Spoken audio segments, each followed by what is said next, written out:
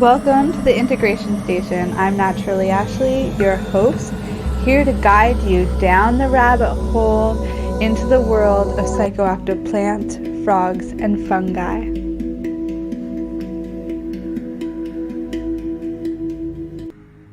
Hello, you beautiful souls. It's Naturally Ashley here, bringing you the Integration Station here on Pace Radio.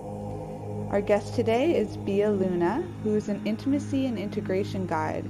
She's supporting women and non-binary sovereigns to reclaim themselves via the paths of plant medicine and sensuality. Her sessions feel like ceremonies, held to illuminate your truest desires and bring you into full alignment with your most authentic, alive, sensual, and divine self. She has an in-person and remote practice in both one-on-one and group settings, where she guides her clients who are working with these allies so that they may feel held, safe, and empowered to surrender to the transformational process. She's worked with psychedelics and plant medicine for over a decade, and her journey with these plants has facilitated deep and profound healing in her own life, including supporting her recovery from alcohol and stimulants, sexual trauma, narcissistic abuse, divorce, depression, and anxiety. She is a JRNI certified life coach and is completing her training with the Tantric Institute of Integrated Sexuality.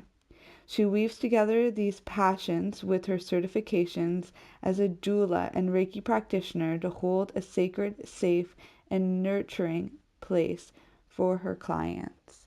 So without further ado, let's get into it. I really can't wait to introduce you to Bia Luna. You're listening to the Pace Radio Network here at paceradio.net. The views expressed by the individuals during this broadcast are their own opinions, and they may not be the same as those of their group or other organizations they may be involved with. Hello and welcome back, you beautiful souls. This is the Integration Station. Thank you for joining us. I'm Naturally Ashley, your host, and I've got a wonderful guest, Bia, with us here today. She's a retreat leader, a psychonaut mom, and I love the topics that we're going to be sharing today. So I hope you're nice and comfortable and ready to tune in. I'm going to just pass over to Bia so she can give an intro as to who she is and kind of her story and background. And then I've got some fun questions and topics here to dig into along the way. Awesome. Yay. Well, thank you so much for having me. This is really exciting. I'm Bia Luna. I'm located here in the Bay Area in California, and I'm an intimacy and integration guide. I work with primarily women and gender expansive beings who are utilizing the path of psychedelics or sensuality for trauma healing and really returning to their original essence and discovering what that means. So I work with clients in one-on-one and group settings, either with or without plant medicine. And of course I'm a mom. That's my most important job and role that I hold. And it's interesting to see how that's woven its way into the professional work that I do. I know you've been working with the medicines for about a decade now. I'd love just to hear what inspired you to get into it. Because one of the things that I just love about you is that you'll say it doesn't matter whether it's ceremonial or recreational, it's still therapeutic. And so, yeah, I think your story would be really helpful here for, people just starting out. Yeah, absolutely. Okay, this one takes a few turns. So it started as recreational, right? The first time I sat with really like a truly expansive molecule, I would say, is at Love Fest in San Francisco. The first time I took MDMA, I was, 18, I think. And that kind of kicked it off. I had first a few years of really beautiful experiences in the pseudo rave scene, exploring MDMA, LSD, At that time, I didn't have a great relationship with mushrooms, which is really interesting because that kind of lends itself to my story, which I'll get to. But even though I sat in these recreational settings, I would often have these really profound experiences, and I would come away with really potent messages. I'd sometimes have to pull myself away from the group and sit in meditation and just really channel and receive all these downloads, and they really started to shape who I was at that time in my life.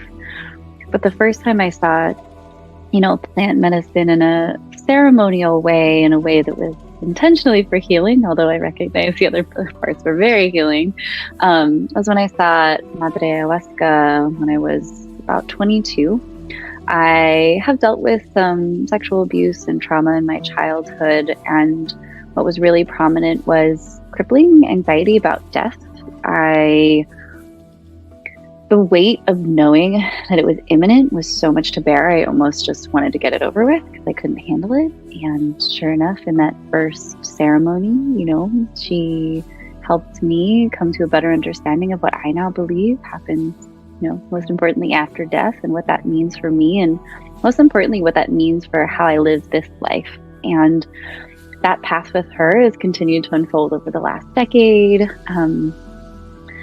And, interestingly, I mentioned the whole thing about mushrooms because I had previously, I recognize now, taken mushrooms in very inappropriate settings, very under-resourced, and I would have at the time what I thought were bad trips. Now I know there are no bad trips. It was just really challenging and I wasn't equipped for it. But I took major break and kind of set mushrooms on the shelf and were like, maybe this isn't my medicine. But when I went sober, almost 3 years ago, I just felt this whisper that told me it was time to begin my journey with mushrooms. And I began both a microdosing and macrodosing practice that has continued to support my personal evolution, continued to support me as a mother, helped me in times of depressive or anxietous episodes, and eventually has now become my work. So it's interesting how that's woven its way back into this work that I do. I love that. And I think one of the greatest gifts that comes from this medicine is that once we see the change in ourselves and we're getting those whispers and listening, it's just a natural next step to want to help other people in those situations. So it's like we've, in a way, found the way. Yeah, I really feel that. It came back as this next layer for me. I was in hospitality my whole life, in restaurants. I was a restaurant owner, and when I went through a major divorce, a separation and divorce beginning about 4 years ago, I left the restaurant behind that I owned. And I remember saying to the universe, I want whatever my next career is, I want it to involve my own healing. And running parallel with the hospitality, I became a doula and I became a reiki practitioner. I've had all those tools, and then after the divorce became a life coach and took a bunch of trainings. And I remember just this aha moment, because I've always wanted to assist people in birth, but being a single mom, birth doesn't have a schedule. I can't just pack up and go help someone have their baby when I have my daughters by myself. So it was just this moment. The mushrooms actually had helped me in coming to clarity in a macrodose. It was like, aha, I can support people through rebirth moments via psychedelics. And that was kind of where my practice was born. I wove it all together. Yeah, our paths are so parallel. I spent a decade in the hospitality and tourism industry too, traveling around a lot more, helping friends of mine that were in similar situations as you, being owners. And yeah, because I was around, it was just like, okay, Ashley, you help us set up. And of course, I love being there and helping, but I also loved being able to get up and go where I wanted. Of course, becoming a mom definitely changed that, but I had the same kind of thing when I was sitting there and getting all those certificates like they were Pokemon, and still wanting to talk about psychedelics. And my teacher asked me, okay, well, what are you going to write on? And I wanted to just talk about natural home birth and like these experiences. Reiki really helped me through the home birth. I didn't have a doula with me. I had a Reiki master with me that really helped through the process. It was amazing, and I wanted to talk about that and write about it a lot more and help. But I had the same kind of thing where it's like, I can't do that as a mom. So, the rebirth came, and I actually published my third book was titled Rebirth, that came out this year. Yeah. So a lot of synchronicities, I love, you can really tell why sometimes people are brought together. Totally. I want to talk a little bit more about what you're doing in your work now. You're hosting these retreats. You just, made it a full-time thing. You're still parenting. How are you? Yeah, tell us a little bit more about this like transition that you're going through and the work that you're doing now. How are you helping people? Yeah.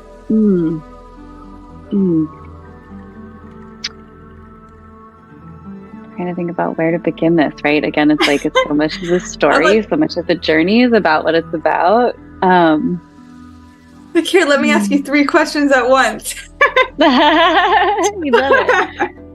A lot of my practice is also based on what I don't feel like, what I think feels incomplete about some of the work that's happening in the psychedelic space. I think that's a good way to put it. I'm coming from working at a really well-known virtual ketamine clinic, and I learned a lot about how I want to hold space by how I didn't ethically agree with how space was being held for those clients. So that's an interesting thing that sort of informed it. And the reason I call myself an integration guide more than like a psychedelic guide is because I think that the integration is such a massive part of this work. And oftentimes I feel that there's not enough devotion put towards those practices.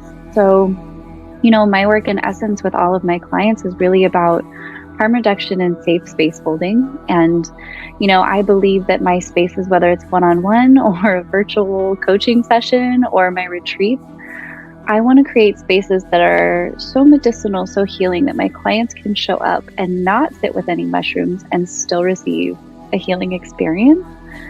So it's really about creating these spaces, these foundational spaces first, with the support of the integration.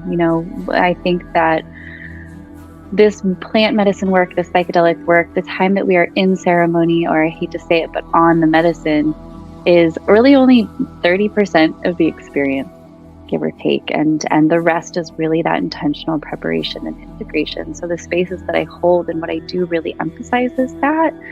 So, and that comes from my past, in that decade or so that I spoke about, where I was sitting with primarily ayahuasca and the messages I'd received times I recreationally sat with other molecules, I would have these really profound insights that seemingly changed my life. In a way they did, right? But I would come home and my life wouldn't change. I had no concept of integration and how to carry that medicine home with me. And it was until like this aha moment recently. Integration is a massive part of this. Does that answer? I mean, there's another place too.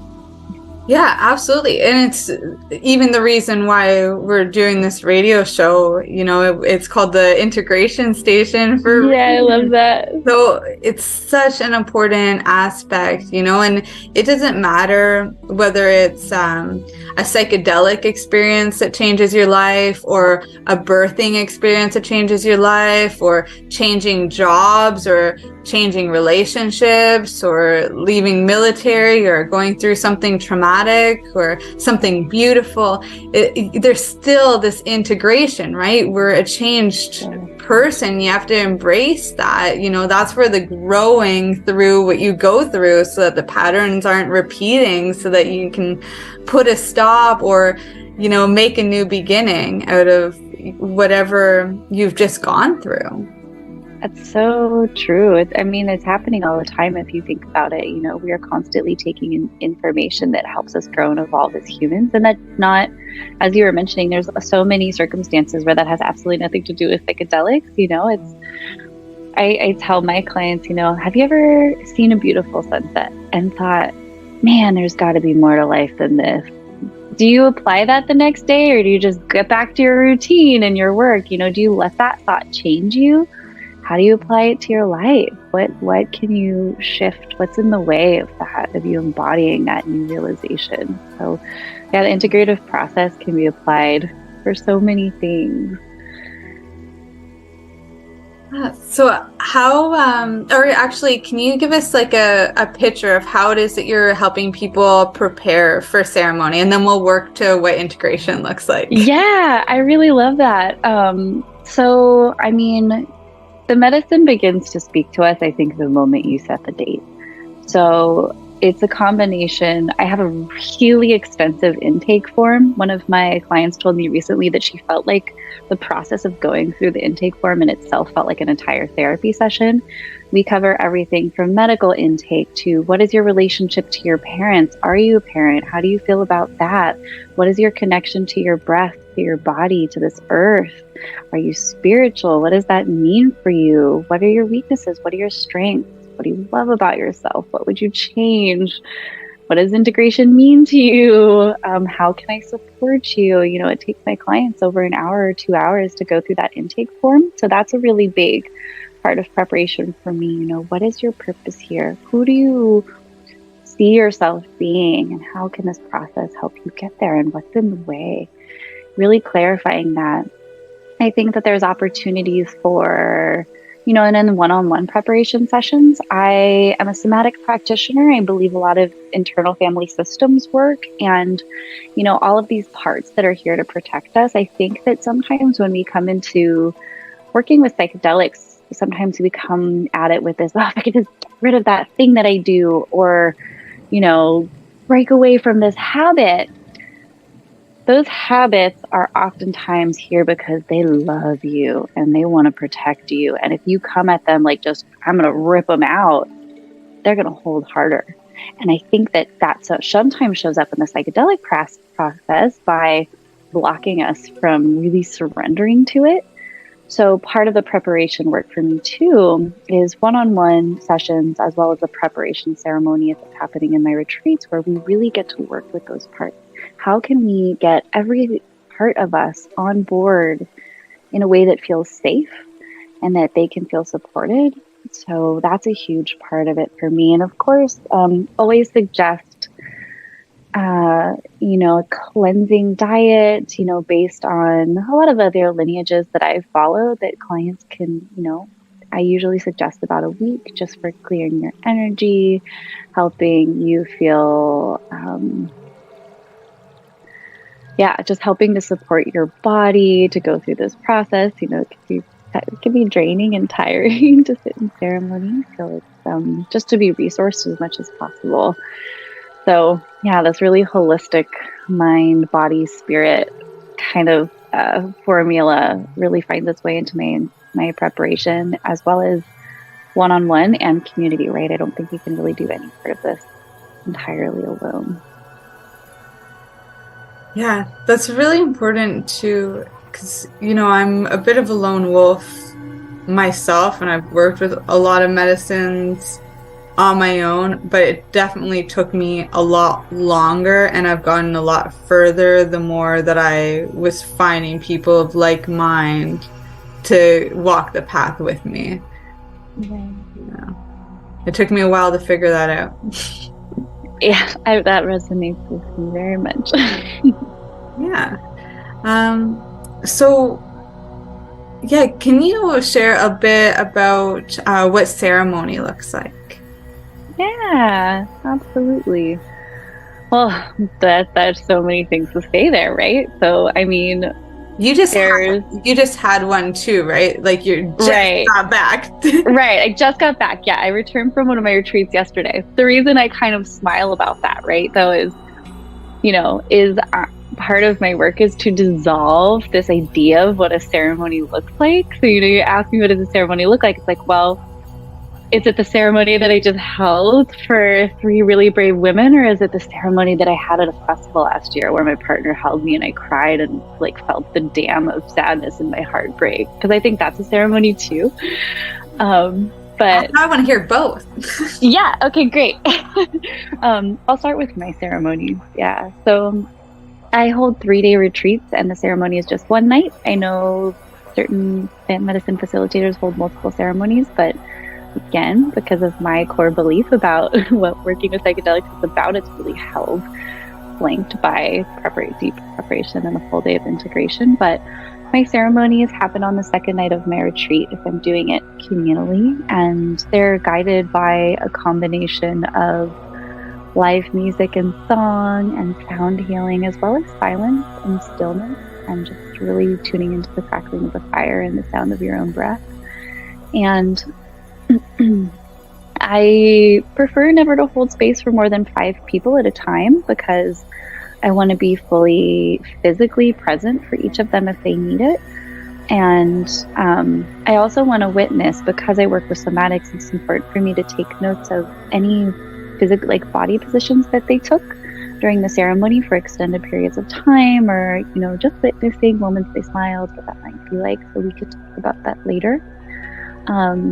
And sometime about, you know, partway through the ceremony, I'll work with my clients and we'll do Reiki sessions. So I'll come and I'll sit by each of their sides, and we'll do a cleansing, and we'll do a Reiki session on them. I'll do a little sound healing directly with them, whatever that might look like. And I like having the capacity to be physically present for each of them. I mean, for example, you know, I was able to hold one of my ceremony clients this weekend while she moved through something really powerful regarding some sexual abuse that she went to, and I like being able to offer them that holding through these moments. And then towards the end of the ceremony, you know, I'll bring fruit around and let people explore that. I usually do a prayer about water and give us a moment to just sip the water and feel it, gratitude for it. And then towards the end, it gets a little more informal, right? You know, we kind of keep it pretty quiet, but explore more movement, going to sit under the moonlight if the weather permits. So it kind of flows from this really structured, inward, contained, and as the energy shifts, this more expansive, communal, connected type of ceremony. And my clients that are one-on-one, you know, when you're in a group setting, you need to be a little more contained because, you know, your voice and things can be distracting for others. But my one-on-one clients, like, I just give them the invitation to express and ask for anything they need from the beginning of the ceremony. We collaborate together to create playlists and explore food and explore movement and laughter and tears. I act as a scribe. They can tell me anything that they want me to write down. So those are a little more expansive, given you're not disruptive to another person. But that's my a glimpse, just a glimpse at what my professional ceremonies look like. What about some that you've experienced outside of, you know, your creation? Yeah. I want to speak to the most informal ceremonies, because again, I don't think there's enough emphasis on how these can be healing containers as well. 2 come to mind particularly. One was when I was, in my early 20s, and I remember being at this rave, an outdoor rave camp out weekend thing. And I was sitting on MDMA, and I just felt this call to be still. I found this rock facing the river, but I could hear the party behind me, and I just sat on this rock and I meditated, and I just really began to channel so many messages about gratitude for life and community and how dance is a prayer. And really I felt like I felt like myself sort of changing in that moment. I felt things rearranging to align with this new truth, and kind of just sat and witnessed all of that happen. Another time is, you know, in 2021, I go to a festival called Desert Days in Southern California, and I was having a depressive episode, and a handful of times now, macrodosing mushrooms has completely halted that in its tracks. And I was nervous about going to this festival, being pretty depressed. And it was the second night of the festival, and oftentimes I won't sit in really high dose mushrooms in settings like that, but I just felt called to sit with 4 grams over the course of the night. And I started with 2, and then I continued to add. And you know, part of doing it safely in these spaces now, though, is where can I retreat to if I need? Am I resourced? Do I have enough energy? Am I not, you know, adding it to an already partied out Bia? So that's an important thing. But it was halfway through the night. I was just sitting there on the dance floor listening to music, and I just felt this dam of like whatever was holding back my heart break. And all of a sudden, I just looked at my partner. I'm like, "You gotta hold me." And he held me, and I just cried in his arms, gratitude for my life and my daughters, and forgiveness of myself, and reverence for the ground beneath me and the stars above me. And I felt my depression lift. And the next day I woke up and I was fine. I was, you know, not in my depressive episode anymore. And, you know, I think both of those are examples of ceremonies, just as much as the space that I hold, or you know, any curandera or, you know, ayahuasca facilitator. I think it can all be ceremony. Yeah, I totally agree with that too, Bia, because I think what ceremony does is just teach us how to be more intentional, how to, like, you know, create more rituals in our life, how to bring ceremony to all the aspects of our life.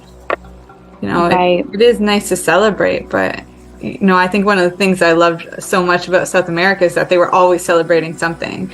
Like, you know, it's a reason to be happy and come together, you know, and there are those aspects of it, but ceremony can be, you know, just on your own or with a partner, or, you know, because it's all about the intention that you give to it. Yeah. You know, you mentioned on your own. One of my favorite things to do is just go by myself and get a cabin for the weekend, just in complete solitude, and sit with the medicine that way. Ceremony can look like so many different things. Ceremony can even be, you know, not consuming the plant, I think, but building a relationship with it.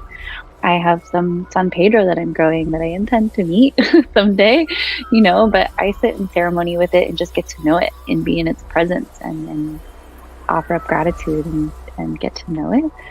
So there's so many different ways. Anything, you know, like you mentioned, anything can become present. It's just about that intention. And I think presence, being present for the thing you're with. Yeah, I agree. And thank you so much for adding all that in here and for sharing your stories too. It takes a lot to get vulnerable in some of these areas. And I really appreciate it, because I know, like, one person's truth is exactly what's going to set somebody else free. You know? It shows that you've been doing this work, that there's a new understanding. I'm going to cut a break right now, but when you come back, I'd love to just pick your brain some more around integration, you know, some things that you've experienced, some things that you're doing now, and, you know, with some other stuff too. Cool, I love that. Can't wait. All right, I'll see you back here in a couple minutes. Stay tuned, you guys. Bye. We are people advocating cannabis education here at paceradio.net. Who has huge buds? You do. If you shop at BMA Hydroponics, attend one of BMA's educational seminars and learn the secrets of growing, harvesting, processing, and consuming quality cannabis and cannabis products. Learn how to make better extracts, edibles, and medicinal creams at prices you can afford. Visit BMA Hydroponics at 404 Maitland Drive, Belleville, or call 613-967-9888. The only way to go. Enjoy the buzz of legalization with Campbellford Lifestyle Shop. From lights to plant nutrients, books, consumption accessories, and more, we've got all your basics to grow or consume cannabis. Visit our info center or take a look at our piercing services and body jewelry, now available in-store through Campbellford Lifestyle Shop, 17 Bridge Street West, Campbellford. PACE Radio is the People Advocating Cannabis Education Radio Network. Legacy 420 have an awesome array of cannabis-infused beverages, from pop to Nature's Nectar's teas, all in amazing flavors. What a selection. We even have a delicious mango-infused juice, and let me tell you, it's delicious. Everything is infused in-house, so we buy our syrup from, the same place where everybody else buys their syrup for their pop, and the infusion is done in the lab. It's all canned here, labeled here, produced 100% on Tantric. We have 2 lines of drinks. One's called our Nature's Nectar. That was our original line that we came out with. And then we also have a line under the Red E brand. We have them in 10 milligrams, 30 milligram, and 60 milligram cans. What a great selection for a get-together with friends or after a long day. Remember, if you want to wet your whistle with on-site lab-tested products, come see your trusted partner. Legacy 420 out on your road.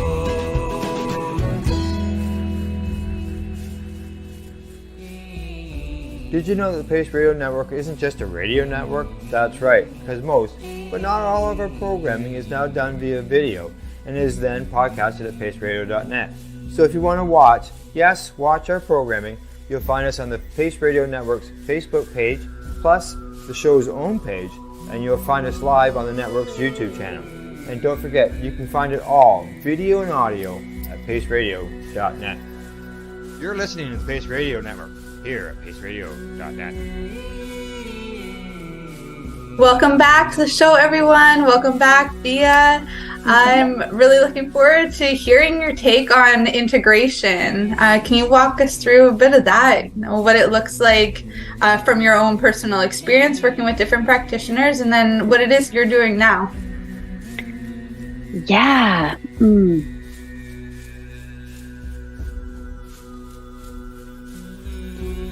I'll be honest, a lot of the people that I've sat in medicine work with at the time didn't offer integration. Structurally, the most that I shouldn't say they didn't offer it, but it really just was like a communal integration circle the day after the medicine ceremony, or to wrap up the weekend, to just really be witnessed in our experiences, which is integration, right? Just this moment to be witnessed. And I also feel I always really liked that, because oftentimes other people in the circle would share stories from their journeys that also felt channeled for me. So I really enjoyed that. That was mostly the extent of the integration that I've had in the past. Integration for me is really about, how do we capture the insights that we had from either a medicine journey or any other thing in our life, and how do we apply it to our life to evolve or to, make meaning out of it? How do we maintain the feelings that we had during certain ceremonies or experiences?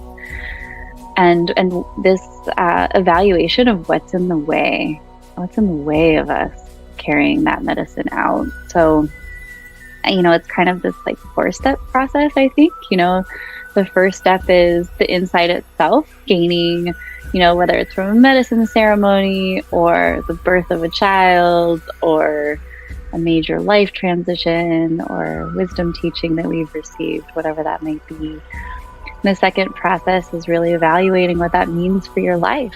So how does this apply to me now? How do I anticipate this, applying to my life down the road? Do I want it to take me somewhere? Do I want to grow from this?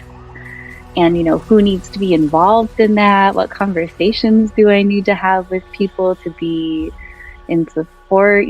Also a really big part for me is sometimes particularly with plant medicine work, we come away with these massive shifts that seemingly have us feeling like a completely different person. And when we come home to our families and community as this completely different person, that can be a little bit traumatizing for those around us. So it's also important to know what conversations need to be had to help those around us feel safe to receive this completely new person, and so they can know how to support the person returning home with this new perspective. And then it's really creating a plan. Okay, what do I need to do to stay connected to these feelings or create those shifts to become that person that I visioned, or, who do I need to call to be connected?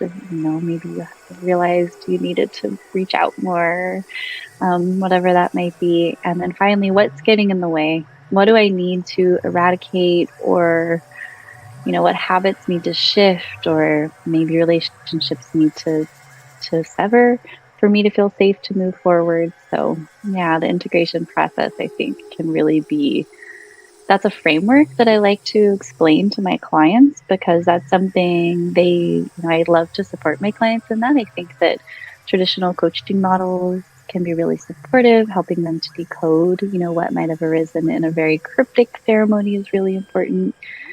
But that being said, it's still a framework that my clients can take on their own if they need to. If they can't afford the coaching sessions or whatnot, it still is a way to understand how to weave your insights back into your life. You touched on so many important things here, right? The ceremony isn't just us. We're coming home to people that do see that difference. And I've experienced it a few times in my own journey too, and kind of my default is either to isolate myself completely and take that time that I need to even understand that I'm back, and that there are two lives, and integrate that, or I go to anger, which that's the thing that's coming up that just needs to get out. So yeah, these are really important things, and I love that you're including it in there. Not only that you're including it, but that there's still an option that they can do this on their own by providing a framework. It's super important. I also love what you said. You made a good point. So I don't completely love that a lot of people who host ceremonies are leaving out the integration part. But I love that you did point out that there was still that time where everybody came together and was learning from everybody else's experience. Because when you're in a group setting, you are feeding off of each other. Whenever I'm doing an integration session in a group like that, I always see why it is that everybody was brought together in that time, especially on ones that land on moons. There's always this crazy synchronicity, and it's most of the time the people have never known each other before, and I'm like, this was meant to be. And I just feel so much gratitude for even being invited into that, kind of heaven, almost, Yeah. Oh yeah, I feel that. Just this week I sat for 3 women, and 2 of them had a shared vision. That's incredible. Yeah. It happened that way. You reflecting that back to me about sort of the lack of integration in certain containers did bring me to another point, though. I think a lot of the lineages that carry this medicine, what comes to mind specifically is ayahuasca, is, while they don't have this structured framework for integration, I think what differs is that they live the medicine, though. Oftentimes in the areas where these medicine practices are being, pulled from, those peoples live and breathe that medicine outside of ceremony. So they didn't necessarily need to have quite the same types of frameworks that we do here. But here, those traditions are being pulled out of that environment, plugged into this environment where you leave that ceremony and you go back and don't give it another thought sometimes, because you're, back to work and back to family and back to the hustle. I think that's where it kind of gets lost. I do believe that integration, as far as a feeling, is built into the original systems. It's just pulling it from that environment. Yeah, because it's really just a remembering on how to live life a little bit different, but it's easier in those cultures. It's easier to live with more presence when you're in a third world country, and what they are is present. That's what they are living for and breathing for, is that chance to wake up and have community and celebrate something. And it is way different. It's also for the food. It's also, there's a lot of gratitude that goes into that food. It's not as easy. They know who it's coming from. That's the neighbor, Yeah. We love them. We love the work that they do. You know, it's like when we're collaborating with each other here, you know, it's there's just this different level of appreciation, this different level of presence, and we're reminded of that when working with the medicines. But when you go back into a culture that doesn't have any reverence for any of it, there becomes this disconnect, and we feel, once again, because most of us working with the medicines, feel like we were born into a world we don't belong in. So once again, we're stuck with that. And it's like, the truth is, we're here to create a new one because, and we're gifted with the opportunity to see that there's a bit of a difference and to see where to make some changes in ourselves that can then ripple out and make the bigger difference. Absolutely. I'd love to hear more about how psychedelics and parenting are integrating together in your life. Yeah. Oh, yeah. This is a very big one for me. You know, I think the first what comes to mind is the way that psychedelics is affecting the way I parent is it's helping me to heal my relationship with myself as a daughter and to my relationship to my mother, right? The mother wound is imminent. I mean, we all carry it in one form or another, and it often shows up in these like unconscious patterns in our life where suddenly my inner 7-year-old is running the show, and parenting is a very heavy responsibility for a 7-year-old. My inner 7-year-old doesn't need to be figuring out how to raise my daughters and dealing with what comes with that. So, you know, part of how medicine work is applied to my parenting is really soothing my inner child and empowering my inner mother.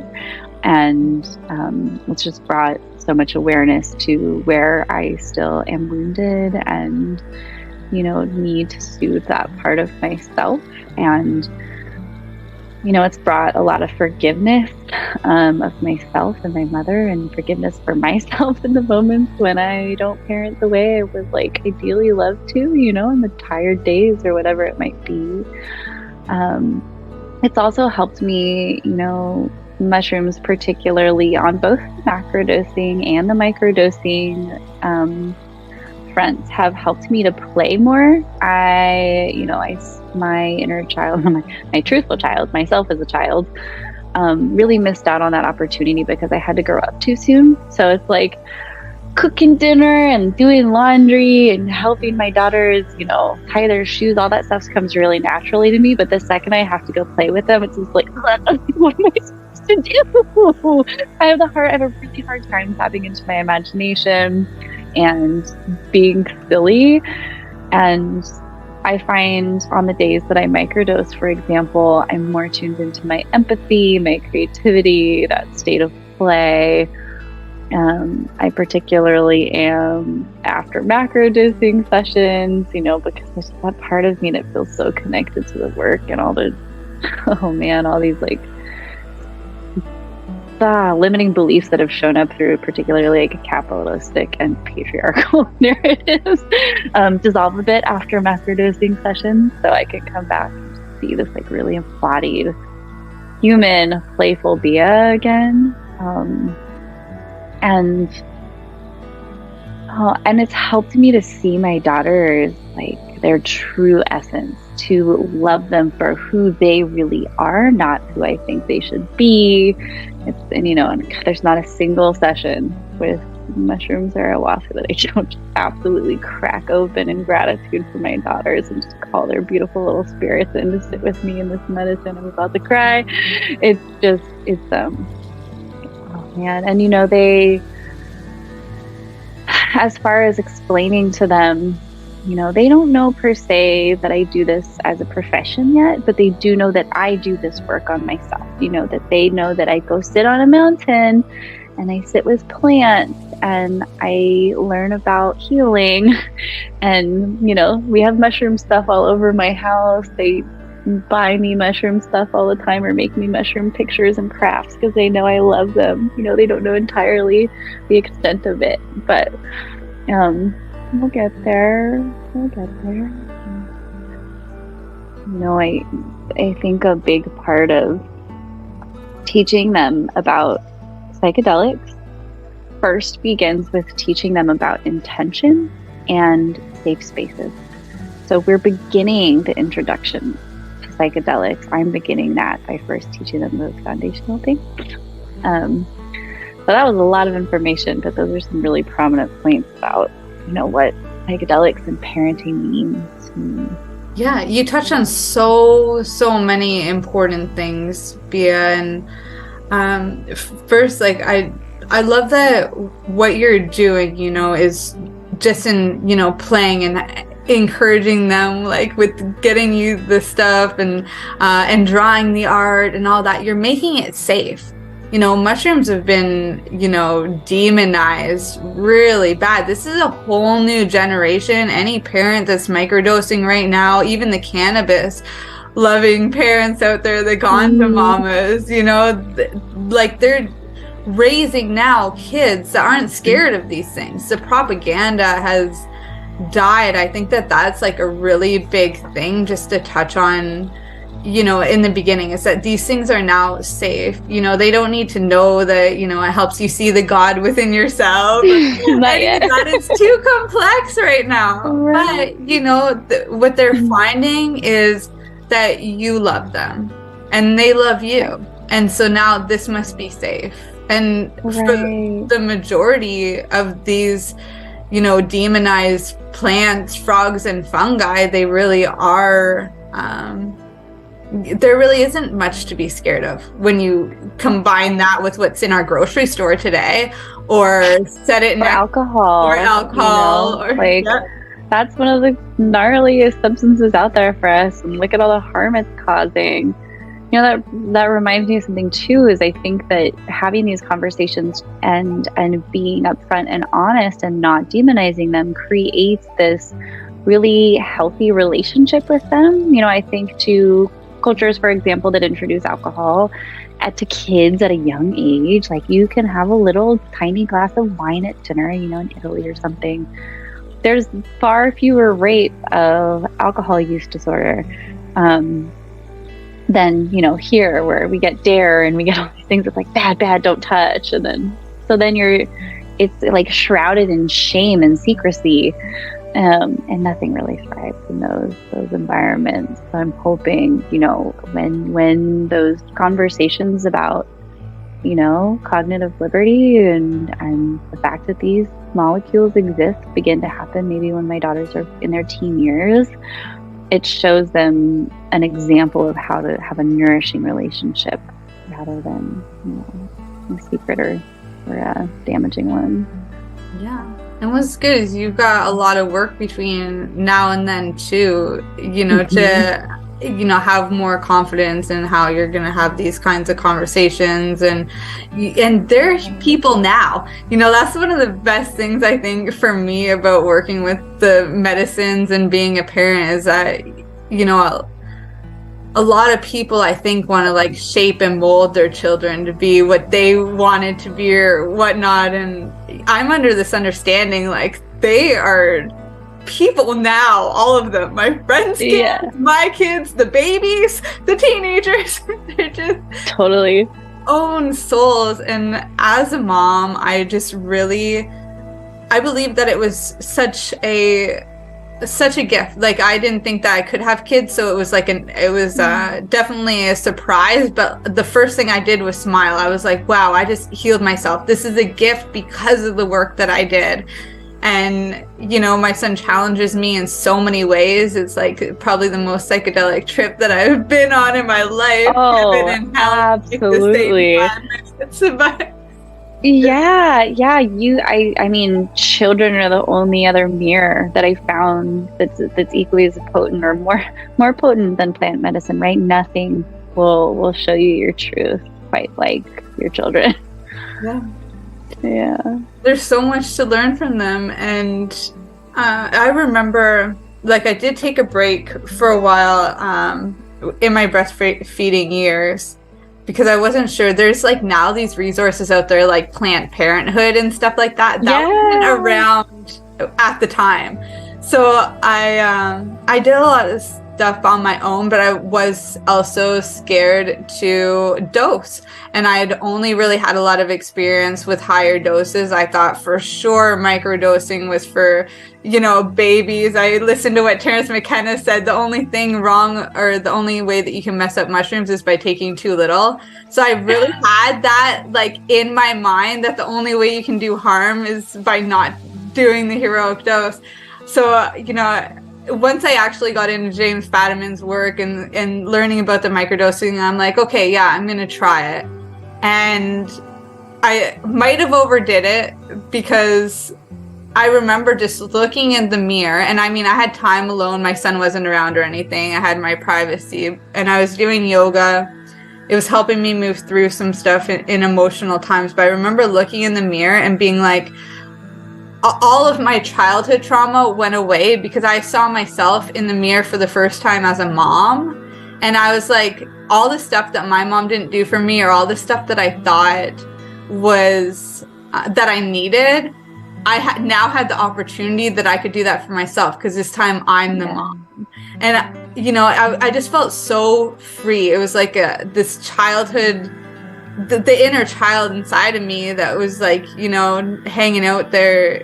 It was just finally liberated, and I was liberated. I'm like, I'm the work that I'm doing now is on this fractal level. It's influencing what's inside of me. It's influencing what's going to come after my son. It's influencing my present moment.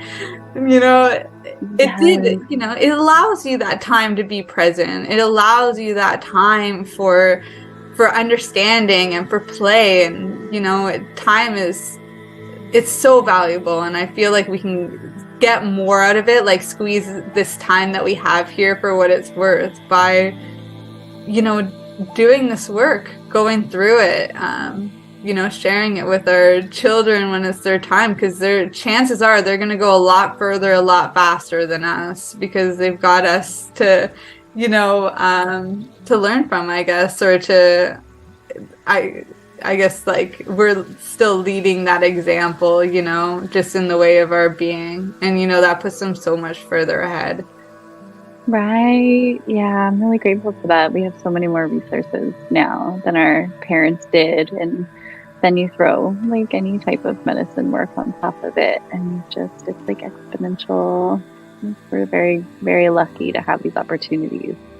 Yeah. When it comes to like the capacity to heal, working with these, can you share like some examples, what you've seen, how you've seen them heal? I remember you were talking about the neuroscience before. I just want to pick your brain about all this. Yeah. What do you know? What have you seen? I know. Oh man, like plant medicines, I was just having this conversation with a sister in the last couple of days, but it's like, there's so much research now about neuroscience, right? And what we do know. And then there's just this whole mystical aspect that I hope we never figure out. I can't imagine that we will. It's ineffable. How do you explain the mystical experience? How do you explain? And because it's so personal, and how it differs, like there's no format, there's no framework that's exactly the same, or experience that's the same. How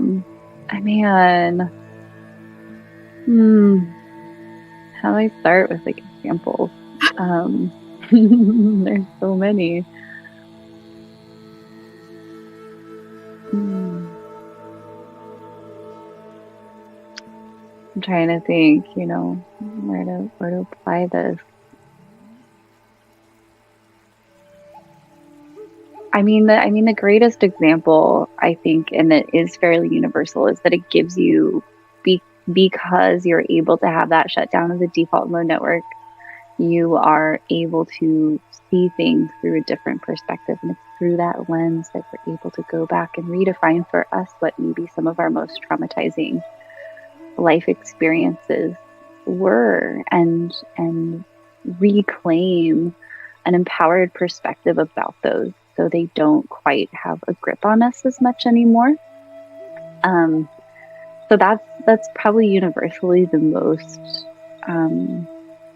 healing thing that I've seen, and how it shows up is different for everyone else. My own example okay, I'm going to give the biggest example I've ever seen, and this is my own. I sat ayahuasca last year for the first time since becoming a mom, and I had gone through an incredibly painful divorce, and my intention was to really release what was holding me back from fully stepping into my essence. I felt like I just kept coming up against this wall. Interestingly enough, I wanted to change my name. My birth name is Brandy Brown. It became Brandy Dulce when I got married, and then through my divorce, I knew I had to change my last name, and I planted the seed in 2020. Well, if I have to change my last name, I think I want to change my first name too. But I didn't know what that was going to be. It was just seed planted, began to speak about it. And it started to really, the desire to do that started to increase throughout the year. I did not go to my ayahuasca ceremony last September with the intention of changing my name, but it was with that intention of releasing what's holding me back. I went into that ceremony and I felt this well of anger like I had never felt. I've never had that experience with him. I was just so furious. And I realized that anger was at myself.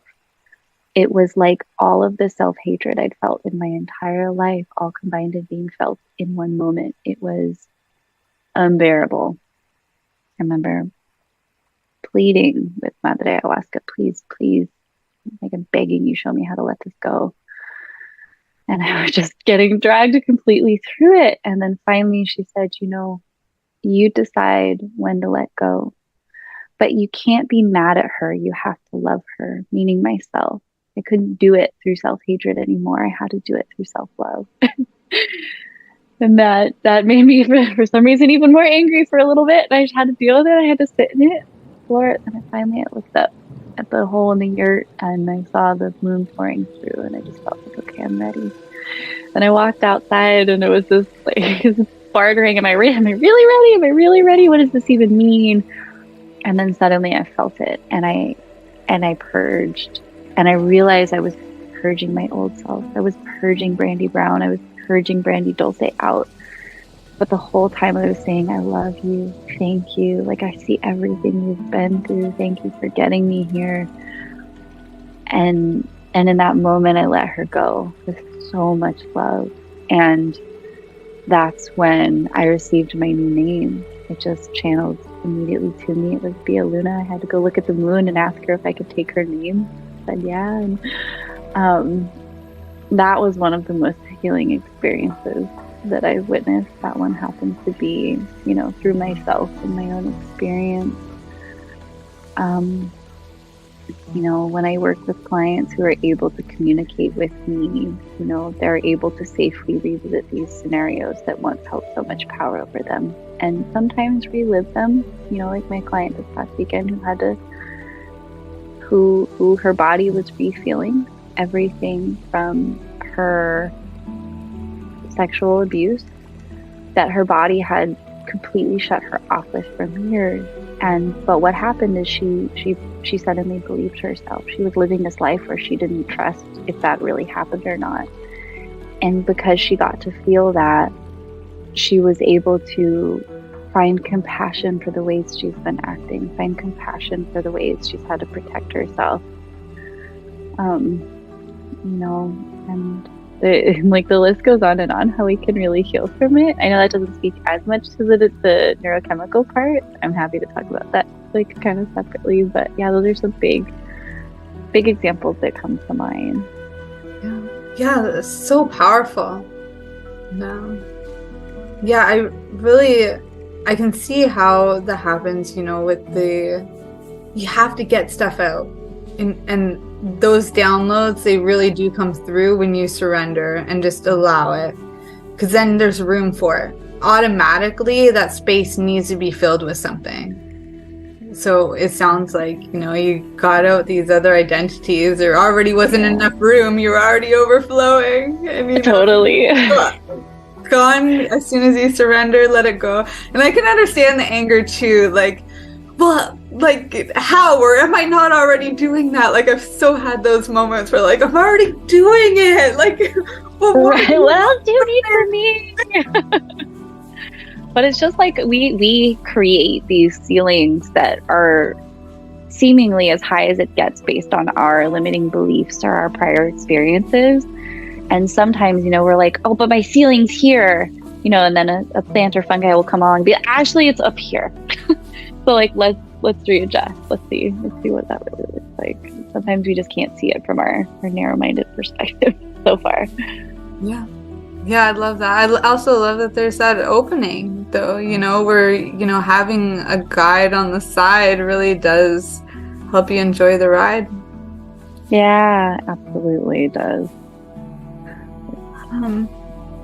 So what would you give to people who are just starting? Like, what would be your biggest piece of advice or tool?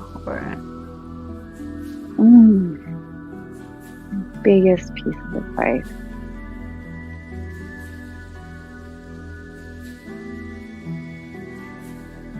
I mean, one thing that comes to mind is like, never force yourself.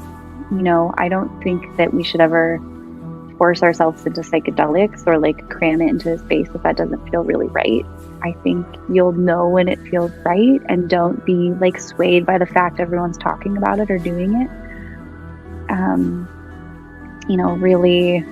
Really feel into your own heart when that's right. And I mean, like, basic harm reduction is truly so clutch. You don't have to spend hundreds of dollars plus to sit in a ceremony with a guide. You can do it by yourself, but it's so important to understand, what might arise, set and setting, like community standards for supreme safety in psychedelics are huge.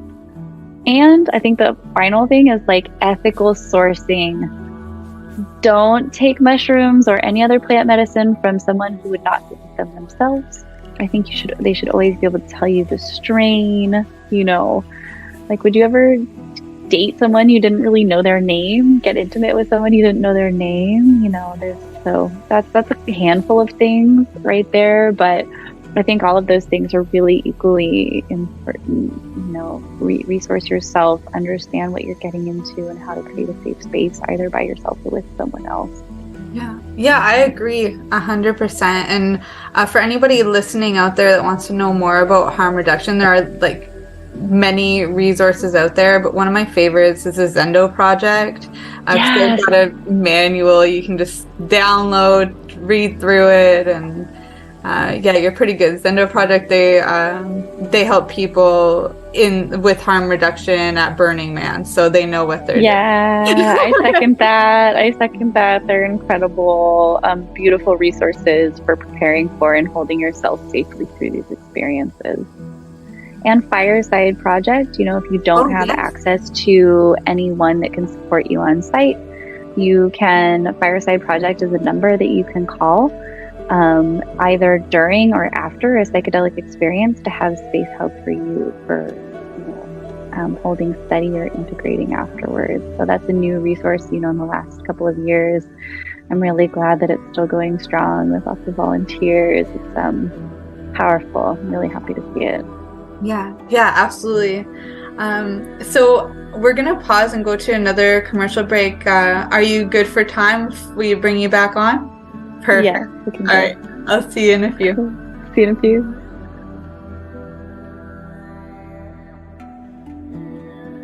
You're listening to the Pace Radio Network here at paceradio.net. Cannabis edibles are an effective way to manage pain and other ailments, especially when you deal with your trusted partner, Legacy 420, in Tyendinaga Mohawk territory. You see, we lab test every product on site to ensure proper dosage every time, which is critical when consuming cannabis edibles. All Legacy 420 edibles are made by our classically trained baker and chocolatier, and we also have super tasty vegan options. Our baker has been in the industry for 25 years. She's also a chocolatier. Everything from savory to sweet, your chocolate bars, brownies, butter tarts, you name it, we make it. Talk to our knowledgeable Cannatex about our incredible variety available. Give your trusted partners a call. Legacy 420 out on your road.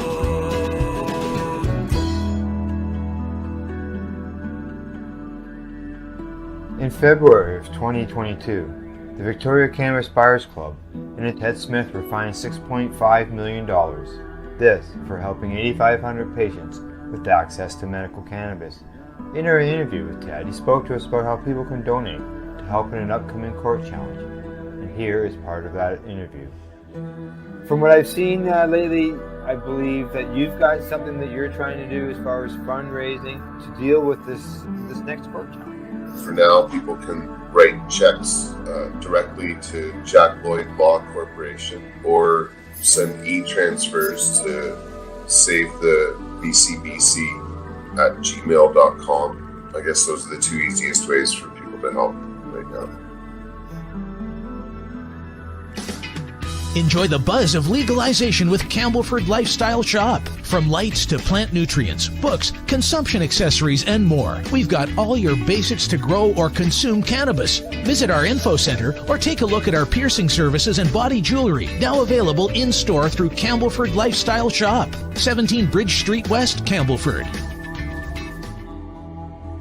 Growing your own cannabis is easier than you think. Whether you're growing for recreational or medical purposes, BMA Hydroponics has everything you need to succeed. From the standard 4-plant recreational systems to the latest cutting-edge hydroponic equipment, BMA can customize your package and do it at discount prices. Visit BMA Hydroponics at 404 Maitland Drive in Belleville and ask us for a free estimate. Or call 613-967-9888 and we will give you an estimate over the phone. The only way to go.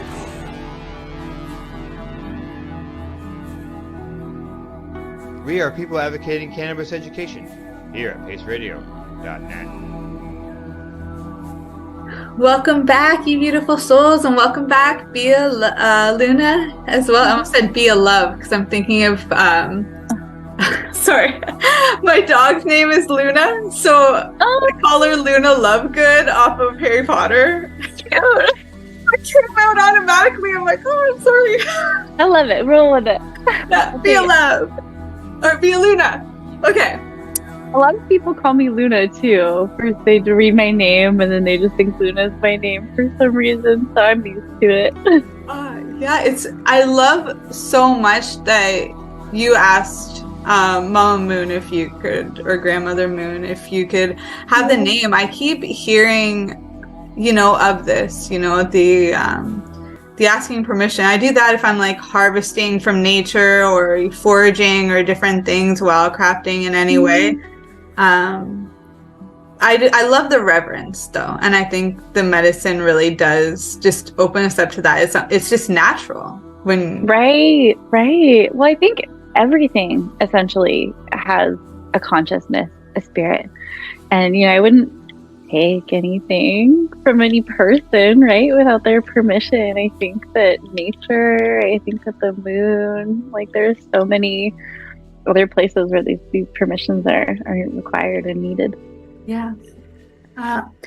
For the last little bit while we got you here, I wanted to hear more about your transition into making this a business, because I really do feel that more people I talk to about their experiences, the more people are like, I want to tell everybody, tell the world, and this is my business, my whole life now. So if you could share your transition into this world and some of the shifts that you've done, I think that would be really helpful. Oh, I would love to share that. So as I mentioned, it really...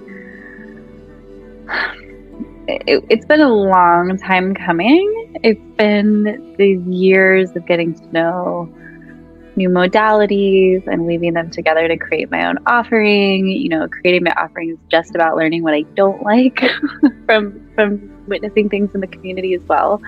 But it really, really kicked off when I got a coaching certification. And I do believe that a lot of the trainings I've done in the coaching realm have helped me to develop the strength in integration just as much as the space holding. Gosh, how did it really start as a business?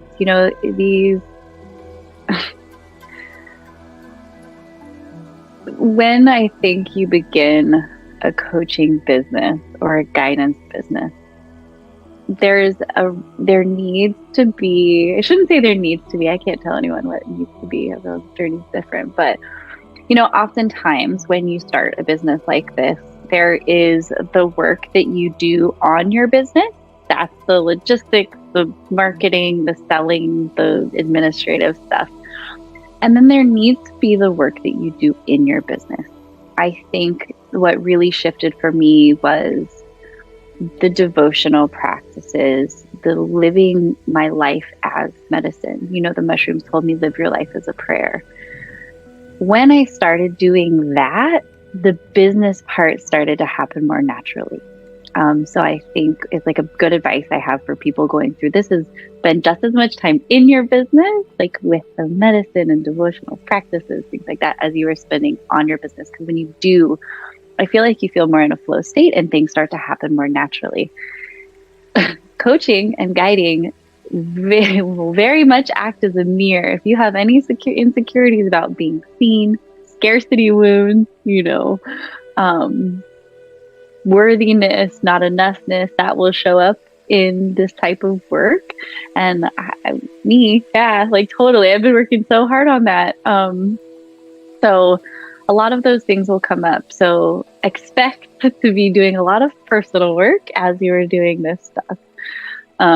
But where it kind of opened up for me, is living my life in alignment with that truth has been the key to it happening more naturally.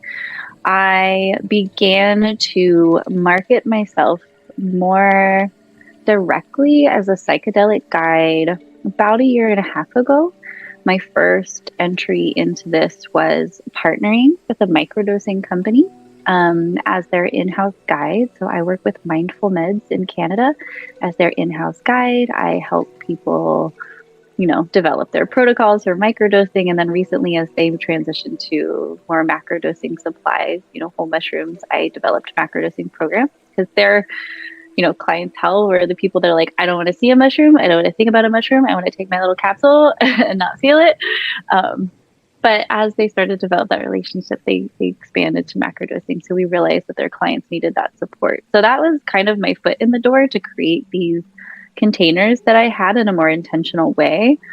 Due to the nature of this work, it really grows by word of mouth, and it's just getting those first few people who can talk about it, who tell other people, and it just takes time. Trust yourself, talk about it, join the conversations, get on Clubhouse, go to local groups. I have the Psychedelic Society SF around here. I recently went to and spoke in the Oakland Psychedelic Conference.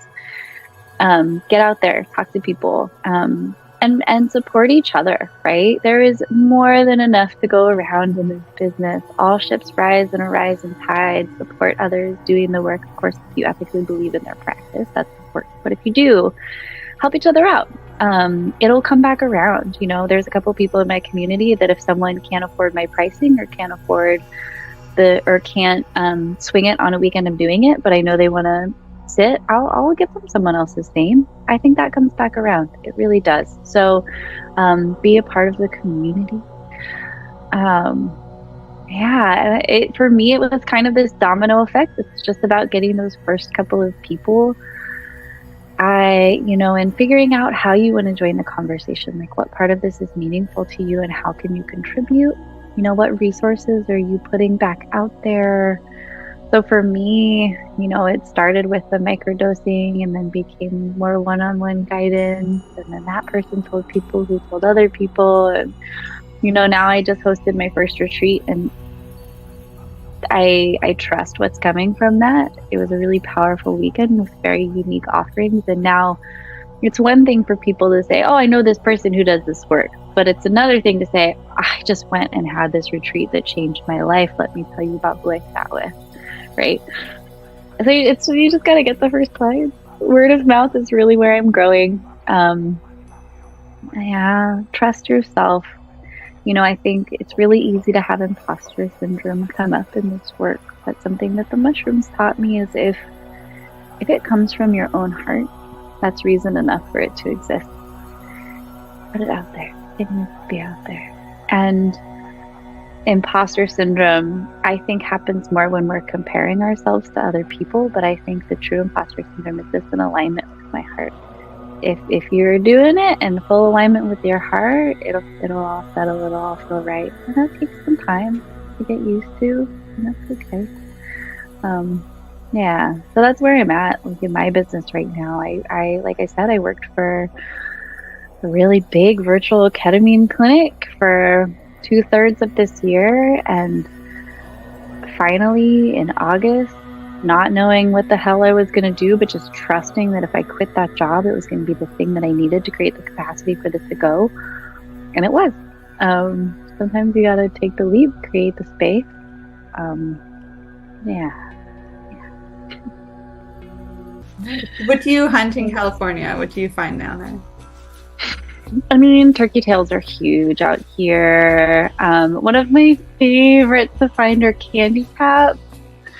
They're just like literally sweet and hard to find, like color-wise on the forest floor. I mean, mushrooms do that, but what else? We saw some puffballs last week when we went mushroom hunting for my birthday. I've never found an amanita, but I really want to. I'm starting to become a slightly more skilled mushroom hunter out here. You know, I love mushrooms of all kinds for many reasons. So yeah, those are some of my favorites and what I see frequently.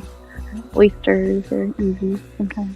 Yeah, we got the oysters and the turkey tail. Yeah. I found a couple amanitas in my life. One of them was in Colombia in a village called Sopo, and another one was in Ontario, but it's very, very rare. And me and like my twin flame, like good friend growing up, we've both found them different times, but the same patch of forest, but they're really rare. And we found them like years between each other too. And then the way we've been working with it lately is our friends that are in our collective and network that are in Alaska. They're sending them to us and allowing us that opportunity. So you can get in there, and they've got a psychedelic community too, but a lot of them are just foraging them in the mushroom in the wild and then drying them out. And there's many different ways to work with amanita too. You can smoke it as a tea, as a wine. Yeah, there's a lot of different opportunities there, and I think it works in different ways depending on depending on how far you want to go, and the duration lasts different lengths as well. I'd love to hear a bit more about what you're doing, because I know on your Instagram you talk about being a pleasure priestess and trauma informed. We know about the plant medicine, but there's also, you know, the sensual liberation, the shadow alchemy. You know, these are beautiful terms, and I love your language. But for anybody out there who would be unfamiliar with this, can you give some more background into what all this means? Yes, yeah, absolutely. As I mentioned in the beginning, you know, I think that both the path of psychedelics and sensuality can be incredibly helpful in terms of healing trauma in the body and helping return us to our original essence. So, right, like I have my psychedelic practice where that's giving harm reduction tools or microdosing or one-on-one or my retreats, or helping people integrate their experiences at home or prepare for those. But my other practice, you know, this shadow alchemy sensual embodiment practice, I say that my sessions feel a lot like ceremonies, and we do a lot of somatic practices, visualization, positive psychology coaching, breath work, you know, that can get very psychedelic. So it depends on my client and what they're working with, you know, but it's usually harnessing the desire system to help my clients learn how to embody the person that they are becoming. So by the time they get there, their body's like, okay, yes, I've felt this. I know where I'm going. I have the tools to get there. And with that journey, you know, interestingly, our desire oftentimes is what stirs up our shadows, you know. For example, this is something that's really resonant in my life and a couple of my clients is, say, for example, you're in the safest relationship you've ever been in, but there are these pieces of you that are hypervigilant or feel unsafe or having these outbursts for no reason. What are these pieces? Why are they showing up now in response to safety. So we create that environment by really getting my clients to embody their desire and then feel what's showing up. Oh my gosh, maybe it's like a block in your shoulder or a pit in your stomach, and then we feel into that. And that's kind of like the key that helps us unlock what we're holding, what narratives, what past versions of ourselves are living and existing in our body, and then moving through practices to liberate those. So I'm beginning, I have my one-on-one practice with clients. It's kind of like therapy where each session builds upon the last and it's supportive to develop a relationship over time. But I'm starting to get into workshops. I have a couple of one-off workshops. I have an inner child healing workshop called Nurture, a 2-hour Zoom workshop later this month. And I'm in the process of finalizing my first 6-week group course called Inner Sanctuary, about, not only what does it mean to come home to ourselves, but like really become our own temple. Like, what does it mean to worship at our own feet in our inner temple? As this like devotional way to really one up that like feeling of coming home to yourself. So, and sometimes those paths they cross over, right? Sex can get very psychedelic. Sensuality can get very psychedelic with work and all of those practices. And I like the idea of, and because of that, will offer microdosing options for my clients who go through my 6-week program or who work with me. If you devote to a program with me, you get a gifted microdosing guidance session. Because what better tool to use for these like exponential growth programs than microdosing? Yeah, you want to up your neuroplasticity and your ability to like make these changes concrete. Hell yeah! So it's I really like the point where both of those paths begin to overlap. Yeah. Thank you so much. And last question that I have, it's one that I ask all of our guests here, and that's, if I was to give you a dandelion right now to make a wish, what would that wish be?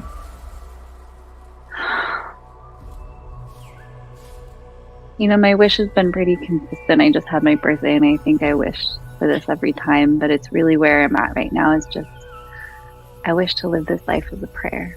I wish to be like fully present for all of it, and to live my life as such. Yeah, it's so beautiful. And, I think that in itself would make such a big change, if everybody could just take that with them. What would that idea, even bring that into a visualization? What would life look like if I was more present, if I lived it like it was a prayer? We're always praying for the best of things, and I feel like we already have it. I think that's where we're missing it. It's like if I'm living my life as a prayer, I realize I already have it all. I have everything I've ever dreamed of. I think we all kind of do. If we really like we're breathing, we're alive. How do we be with that? Like fully be. Yeah. That means being present, not wanting or needing for other things or being upset because expectations got in the way. It really is the path to freedom to let some of that stuff go and just be. Bia. Yeah. Yeah. Well, how can everybody reach you?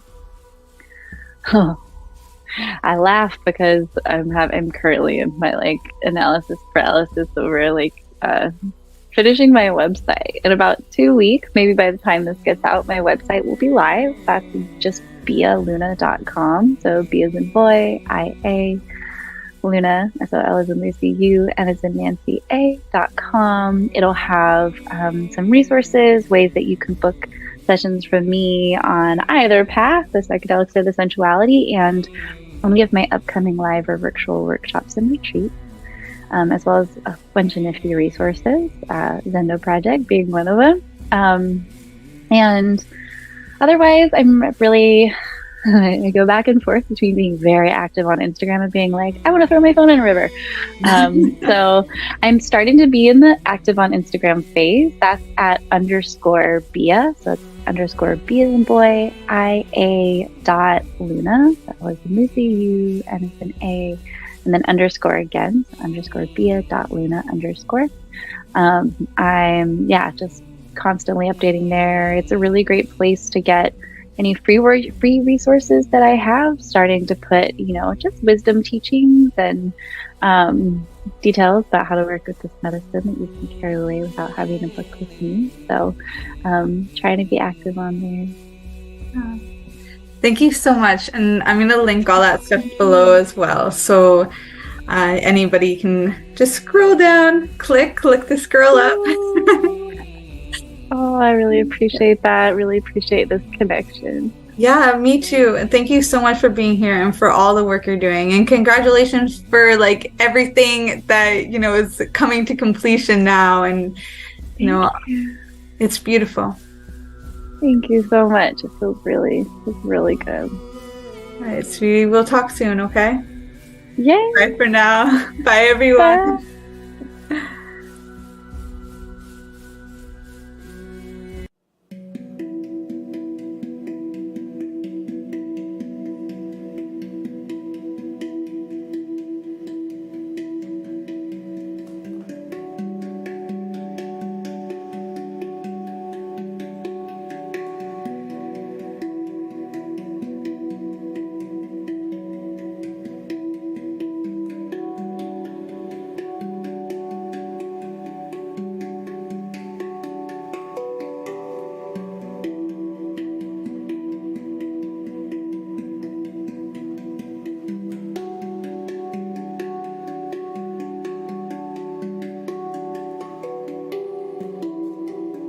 You're listening to the Pace Radio Network here at paceradio.net. The views expressed by the individuals during this broadcast are their own opinions, and they may not be the same as those of their group or other organizations they may be involved with. BMA Hydroponics has everything you need to succeed. Visit our hydroponics superstore at 404 Maitland Drive in Belleville, and we'll show you how to grow your own quality cannabis for pennies per gram. We're open Mondays, Tuesdays, Wednesdays, and Saturdays from 10 a.m. to 5 p.m. and Thursdays and Fridays from 10 a.m. to 7 p.m. Call 613-967-9888. BMA Hydroponics. It's worth the drive. The only way to go. When you have a pain that's reached its peak, Legacy for 20, it's so unique. If organic cannabis is what you seek, here's your trusted partners 7 days a week. Suppository salves, vapes and drops, topicals, edibles, infused pop. Just when life seems like it ain't easy, at Legacy 420, enjoy a pop freezy. Lab tested products, make them the GOAT. Legacy 420 out on your road. Legacy 420 in Tyendinaga Mohawk territory. Indigenous organic cannabis at its finest. Did you know that the Pace Radio Network isn't just a radio network? That's right, because most, but not all of our programming is now done via video and is then podcasted at paceradio.net. So if you want to watch our programming, you'll find us on the Pace Radio Network's Facebook page, plus the show's own page, and you'll find us live on the network's YouTube channel. And don't forget, you can find it all, video and audio, at paceradio.net. Enjoy the buzz of legalization with Campbellford Lifestyle Shop. From lights to plant nutrients, books, consumption accessories, and more, we've got all your basics to grow or consume cannabis. Visit our info center or take a look at our piercing services and body jewelry, now available in-store through Campbellford Lifestyle Shop, 17 Bridge Street West, Campbellford. You're listening to the Pace Radio Network here at